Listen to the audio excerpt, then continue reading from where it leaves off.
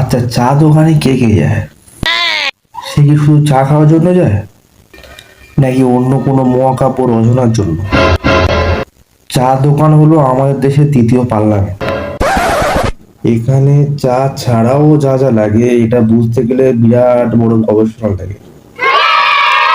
একবার চা দোকানে ঢুকলেই বোঝা যায় এখানে কত কিছু ঘটে।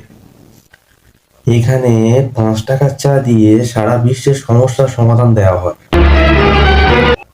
আর যেখানে চা সেখানে পলিটিক্স। একজন আছে যিনি কড়া প্যাকেট চা নিয়ে বসে থাকেন আর মনে করেন উনি বিশ্বের সব সমস্যার সমাধান করতে পারবেন।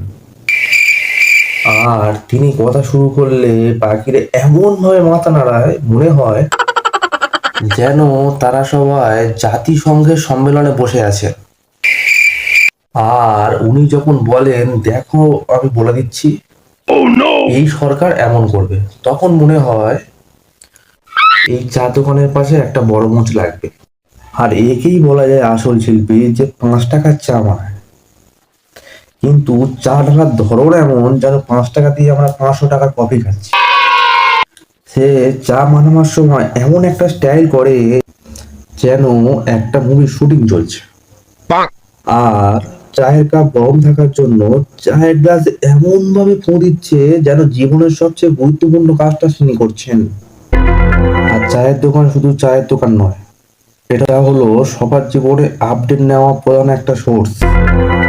কেউ যদি রাস্তায় চলতে চলতে হাঁচিও দেয়, চা দোকানে তার 3টে ব্যাখ্যা অলরেডি হয়েই যায়। যখন চায়ের বিলে হিসাব নিকাশ হয় তখন আসে আসল মুহূর্ত।